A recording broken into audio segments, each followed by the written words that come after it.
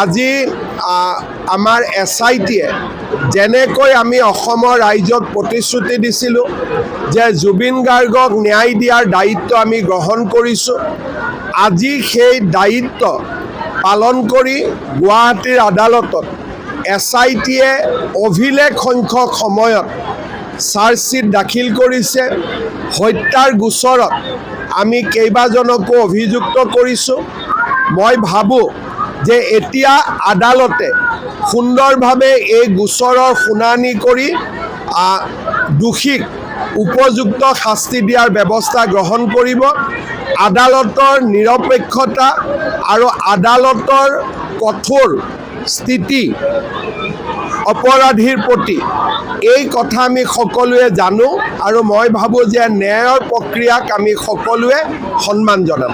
মইতো এতিয়া আদালতৰ ওপৰত কমেণ্ট দিব নোৱাৰোঁ, গতিকে আদালতৰ ওপৰত কমেণ্ট দিলে কালি মোকে কণ্টেম্প অফ কোৰ্টত লৈ যাব। এতিয়া গোটেই দায়িত্ব আদালতৰ। আজি আমাৰ SITয়ে যেনেকৈ আমি অসমৰ ৰাইজক প্ৰতিশ্ৰুতি দিছিলোঁ যে জুবিন গাৰ্গক ন্যায় দিয়াৰ দায়িত্ব আমি গ্ৰহণ কৰিছোঁ, আজি সেই দায়িত্ব পালন কৰি গুৱাহাটীৰ আদালতত SITয়ে অভিলেখ সংখ্যক সময়ত চাৰ্জশ্বীট দাখিল কৰিছে। হত্যাৰ গোচৰত আমি কেইবাজনকো অভিযুক্ত কৰিছোঁ। মই ভাবোঁ যে এতিয়া আদালতে সুন্দৰভাৱে এই গোচৰৰ শুনানি কৰি দোষীক উপযুক্ত শাস্তি দিয়াৰ ব্যৱস্থা গ্ৰহণ কৰিব।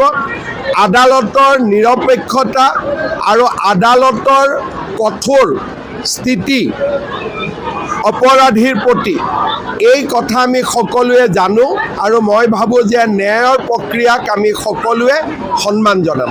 মইতো এতিয়া আদালতৰ ওপৰত কমেণ্ট দিব নোৱাৰোঁ, গতিকে আদালতৰ ওপৰত কমেণ্ট দিলে কালি মোকে কণ্টেম্প অফ কোৰ্টত লৈ যাব। এতিয়া গোটেই দায়িত্ব আদালতৰ। আজি আমাৰ SITয়ে যেনেকৈ আমি অসমৰ ৰাইজক প্ৰতিশ্ৰুতি দিছিলোঁ যে জুবিন গাৰ্গক ন্যায় দিয়াৰ দায়িত্ব আমি গ্ৰহণ কৰিছোঁ, আজি সেই দায়িত্ব পালন কৰি গুৱাহাটীৰ আদালতত SITয়ে অভিলেখ সংখ্যক সময়ত চাৰ্জশ্বীট দাখিল কৰিছে। হত্যাৰ গোচৰত আমি কেইবাজনকো অভিযুক্ত কৰিছোঁ। মই ভাবোঁ যে এতিয়া আদালতে সুন্দৰভাৱে এই গোচৰৰ শুনানি কৰি দোষীক উপযুক্ত শাস্তি দিয়াৰ ব্যৱস্থা গ্ৰহণ কৰিব।